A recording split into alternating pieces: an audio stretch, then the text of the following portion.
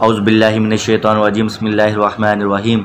تہجد کے وقت اللہ تعالیٰ آسمانی دنیا پر نزول فرماتا ہے اور اعلان کرتا ہے کوئی سوال کرنے والا میں اس کے سوال کو پورا کروں، ہے کوئی دعا مانگنے والا میں اس کی دعا قبول کروں، ہے کوئی بخشش کا طلبگار میں اس کو بخش دوں۔ میرے بھائیوں، سحری میں تو ہم نے ویسے بھی اٹھنا ہے، کیوں نہ ہم 10 منٹ پہلے اٹھ کر تہجد کے نفل پڑھ لیں اور اللہ تعالیٰ سے دعا مانگیں۔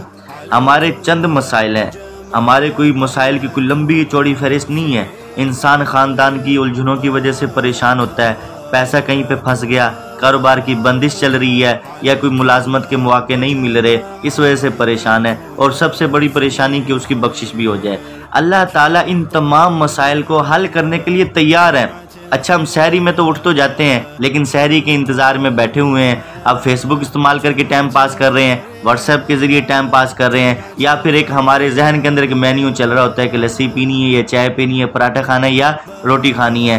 تو میرے بھائیوں، ان قیمتی گھڑیوں کو ضائع نہ ہونے دیں، ضائع نہ ہونے دیں۔ اللہ تعالیٰ اعلان کر رہے ہیں آؤ آؤ مجھ سے مانگو تو صحیح، لیکن افسوس ہمارے پاس ٹائم ہی نہیں ہے، ہم مصروف ہیں۔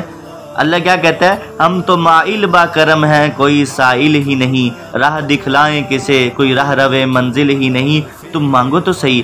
اللہ تعالیٰ اولاد کی طرف سے پریشانیوں کو دور کر دے گا، خاندانی مسائل کو حل کر دے گا، رزق کی تنگی کو دور کر دے گا۔ کاروبار نہیں چل رہا، اللہ تعالیٰ کاروبار کو بڑھا دے گا۔ ملازمت کے اندر کوئی پریشانی چل رہی ہے، اللہ تعالیٰ ملازمت کی پریشانی کو بھی دور فرما دے گا۔ صرف زندگی کے مسائل اللہ حل نہیں کرے گا، اللہ تعالیٰ قیامت والے دن ہمیں بخش بھی دے گا۔ میرے بھائیوں، اللہ تعالیٰ سے مانگ کر تو دیکھیں، اللہ تعالیٰ عزتوں سے بھی نواز دے گا۔